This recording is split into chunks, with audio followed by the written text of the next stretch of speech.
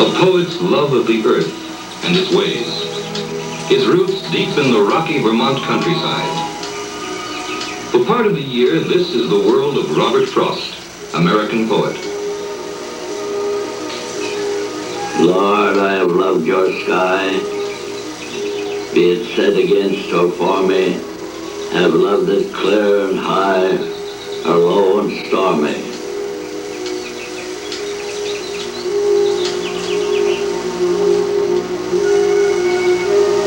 Oh, hush, October morning mild, thy leaves have ripened to the fall. Tomorrow's wind, if it be wild, should waste them all. The crows above the forest call. Tomorrow they may form and go. Oh, hushed October morning mild, begin the hours of this day slow.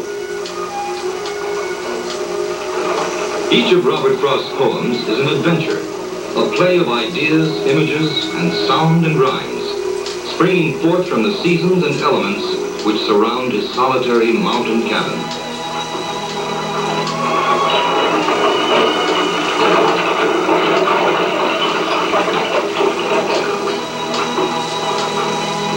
I wonder about the trees. Why do we wish to bear forever the noise of these more than another noise, so close to our dwelling place? They are that talks of going but never gets away, and that talks no less for knowing as it grows wiser and older that now it means to stay.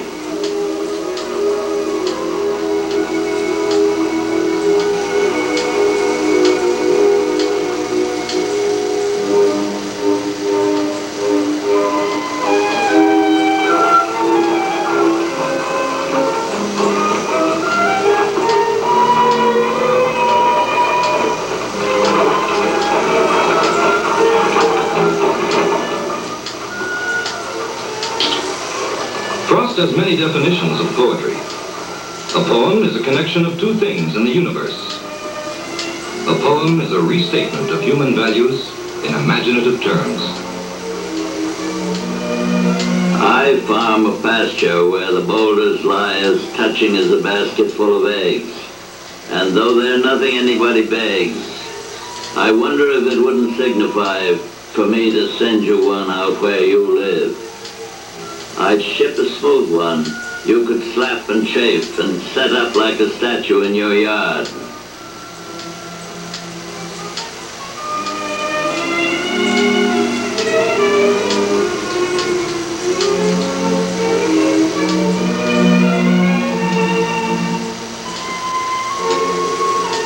Never tell me that not one star of all that slip from heaven at night and softly fall has been picked up with stones to build a wall.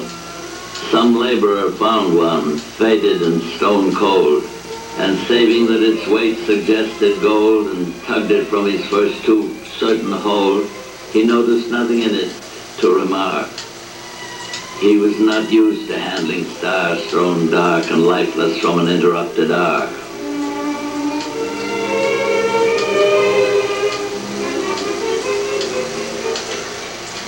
The scent of ripeness from over a wall, and come to leave the routine road and look for what had made me stall. There, sure enough, was an apple tree that had eased itself of its summer load, and of all but its trivial foliage free, now breathed as light as a lady's fan. And there had been an apple fall, as complete as the apple had given man. The ground was one circle of solid red. May something go always unharvested. May much stay out of our stated plan. Apples are something forgotten and left, so smelling their sweetness would be no theft.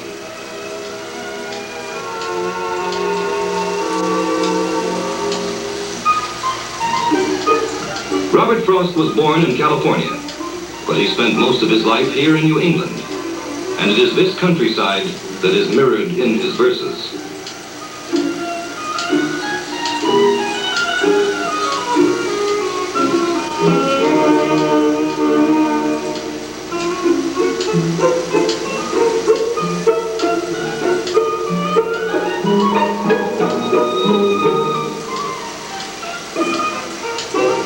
heart, he considers himself a farmer, even though it is now only an occasional avocation.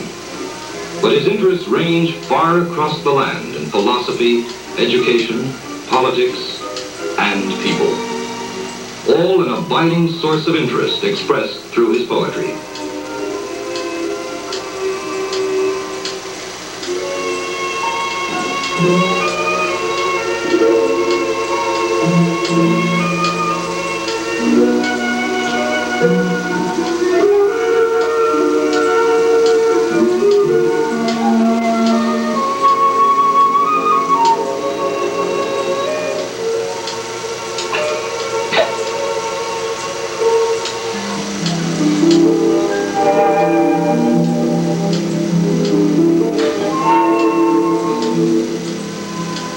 When I see birches bend to left and right across the lines of straighter, darker trees, I like to think some boy's been swinging them.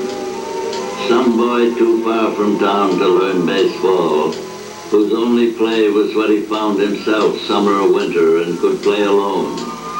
One by one he subdued his father's trees by writing them down over and over again until he took the stiffness out of them.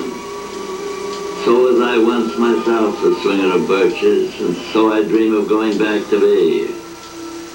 I'd like to get away from earth a while, and then come back to it and begin over.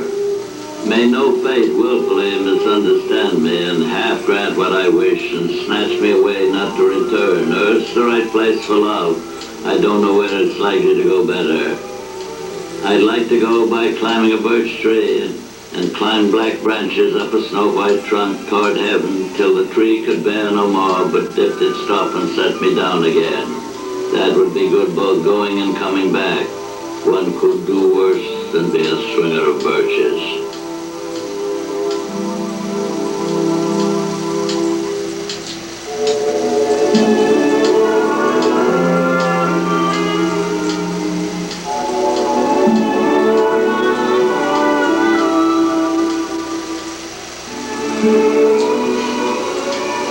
Two roads diverged in a yellow wood, and sorry I could not travel both and be one traveler. Long I stood and looked down one as far as I could to where it bent in the undergrowth, then took the other as just as fair, and having perhaps the better claim because it was grassy and wanted wear, though as for that the passing there had one and really about the same.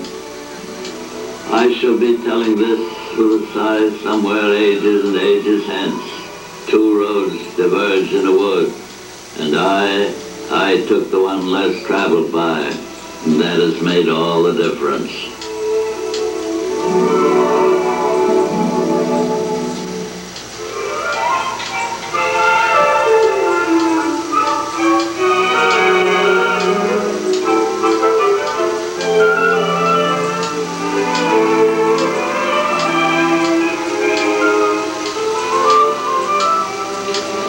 Spades take up leaves, no better than spoons, and bags full of leaves are light as balloons.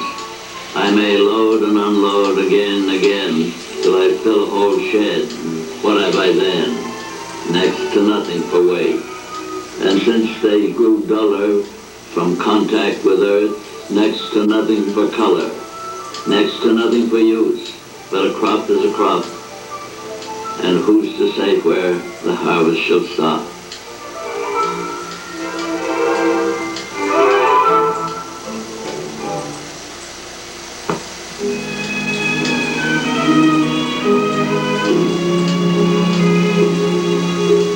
I left you in the morning, and in the morning glow, you walked away beside me to make me sad to go.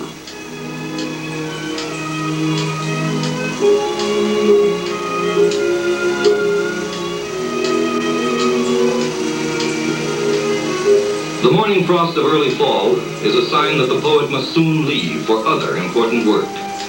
This saying goodbye on the edge of the dark and the cold to an orchard so young in the bark reminds me of all that can happen to harm an orchard away at the end of the farm all winter, cut off by a hill from the house. No orchard's the worse for the wintriest storm, but one thing about it, it mustn't get warm. How often already you've had to be told, keep cold, young orchard, goodbye and keep cold. Dread 50 above, more than 50 below. I have to be gone for a season or so. My business a while is with different trees.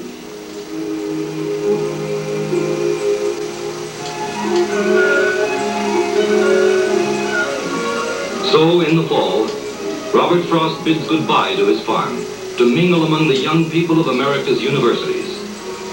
They have known him for many years, not only for his art, but for the many honors and prizes his countrymen have bestowed upon him. Students fill the classrooms where he lectures. The Robert Frost they meet is not only a poet, but also the philosopher who says, talking is making ideas. Having thoughts of your own is the only freedom. Mr. Frost, you were speaking of originality. I wondered if you might say a little bit about the role of the college in fostering originality, and especially poetry. It's a hard thing to talk about and think about and plan for. Originality is the wild part of our nature. It's hard to plan for. I was saying the other day my definition of originality is feats of association. Mr. Frost, are you satisfied to be a poet? I'm very reckless. I don't care. I heard an old lady say once that she raised 11 children on 11 shillings a week. And I said, well, that's hard. She said, all it is, if I had it to do over, I wouldn't do it. No, I have no such regrets. No, what's the use? I didn't get called by that name, poet. It's a very complimentary word. I never used it about myself. My inclination was very strong. Write little verses, things. My first one is in print. The first thing I ever wrote was printed right away. I was lost right at that point, wasn't I? So I thought, now this is easy, I can write one of those a week. It didn't come that way. Harder going than that. Often, the conversation will not be interrupted by the bell, but will continue after class, when a student will seek him out, and together they walk. He likes to see the awakening of a young mind. It is like seeing his wild flowers in the meadows. The talk may go on until an impromptu football game attracts his attention. Frost says that it was through a sport that he discovered the idea that poetry is something like play. And so during the fall and winter, Robert Frost visits the universities of America, living his everyday Declaration of Independence. And his message is heard. He is part of America, a poetic voice that reflects the aspirations of a land.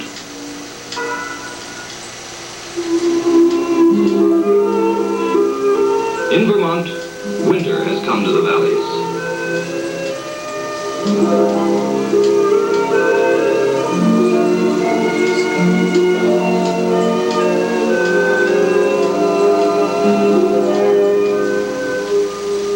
The words of a poem linger in the air. Whose woods these are, I think I know. His house is in the village, though. He will not see me stopping here to watch his woods fill up with snow. My little horse must think it queer to stop without a farmhouse near, between the woods and frozen lake, the darkest evening of the year. He gives his harness bells a shake to ask if there is some mistake. The only other sounds the sweep of easy wind and downy flake. The woods are lovely, dark and deep, but I have promises to keep, and miles to go before I sleep, miles to go before I sleep.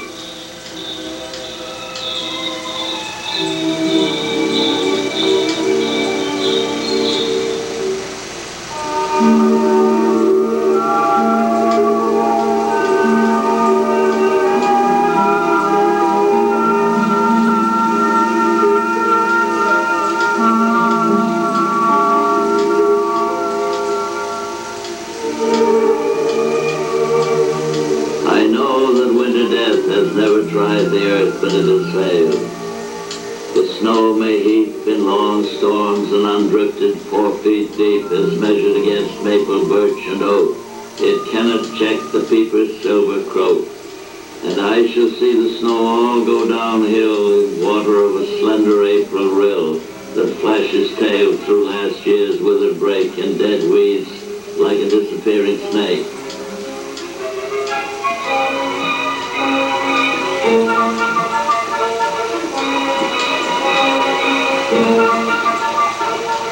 Nothing will be left white, but here a birch, and there a clump of houses with a church.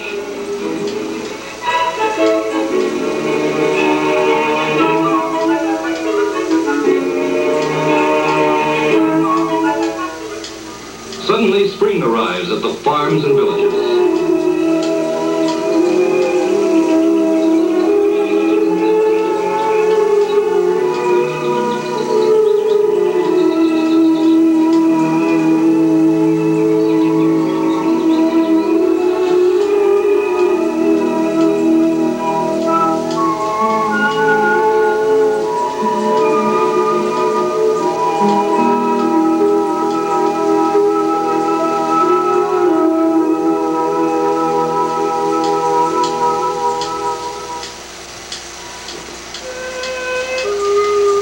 You know how it is with an April day when the sun is out and the wind is still. You're 1 month on in the middle of May, but if you so much as dare to speak, a cloud comes over the sunlit arch, a wind comes off a frozen peak, and you're 2 months back in the middle of March.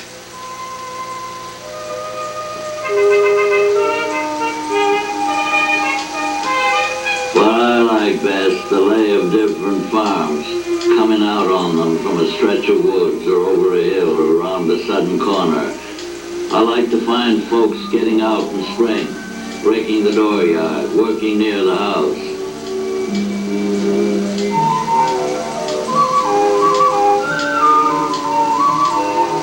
Later they get out further in the fields. Everything's shut sometimes except the barn.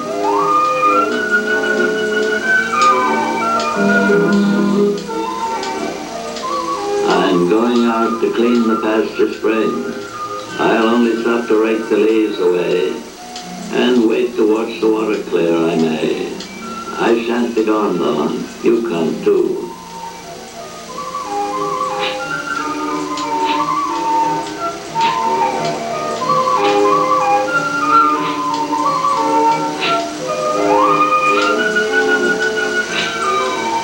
There was never a sound beside the wood but one, and that was my long sigh whispering to the ground. But whether it whispered I knew not well myself. Perhaps it was something about the heat of the sun.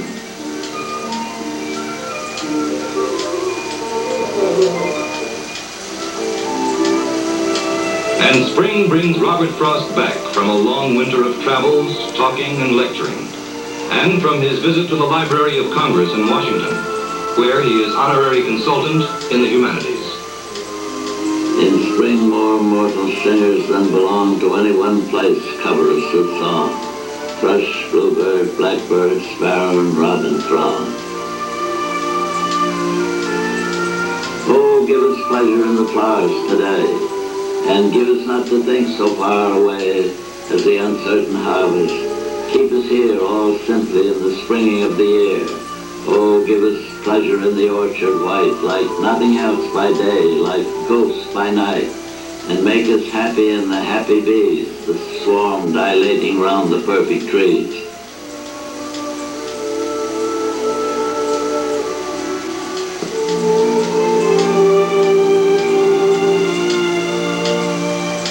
The road at the top of the rise seems to come to an end and take off into the skies. So at the distant bend, it seems to go into a wood, the place of standing still as long the trees have stood. On the mountain farms of New England, spring is a time for repairing the stone walls that divide one property from another. The winter months, the driving snow, the animals, and the hunters have toppled many stones. Robert Frost would do away with walls that divide people, and says it this way in one of his most celebrated poems. Something there is that doesn't love a wall, that sends the frozen groundswell under it and spills the upper boulders in the sun, and makes gaps even two can pass abreast. The work of hunters is another thing. I have come after them and made repair where they have left not one stone on a stone, but they would have the rabbit out of hiding to please the helping dogs. The gaps I'm in, no one has seen them made or heard them made, but at spring mending time we find them there. I let my neighbor know beyond the hill, and on a day we meet to walk the line and set the wall between us once again. We keep the wall between us as we go, to each the boulders that have fallen to each. He only says good fencers make good neighbors. Spring is the mischief in me, and I wonder if I could put a notion in his head. Why do they make good neighbors? Before I build a wall, I'd ask to know what I was walling in or walling out, and to whom I was like to give offense. Something there is that doesn't love a wall, that wants it down.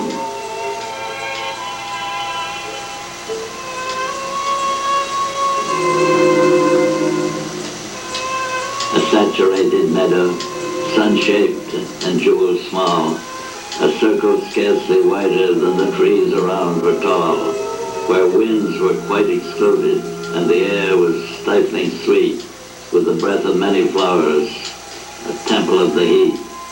We raised a simple prayer before we left the spot, that in the general mowing the place might be forgot, or if not all so favored, obtain such grace of ours that none should mow the grass there while so confused with flowers.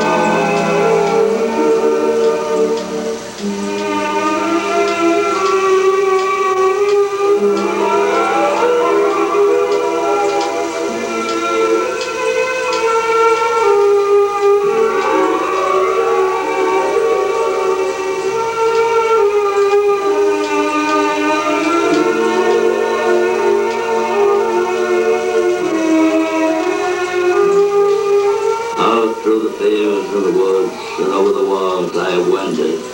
I have climbed the hills of view and looked at the world and descended. I have come by the highway home.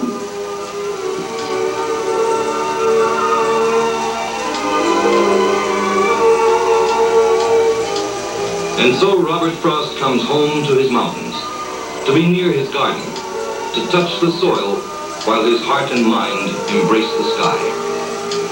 To write his poems of America, its land and its people.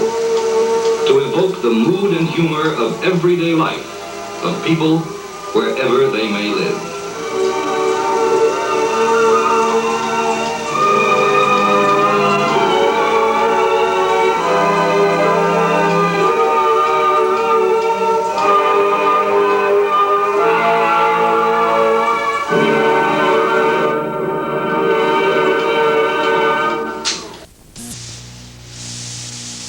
Há 20 anos,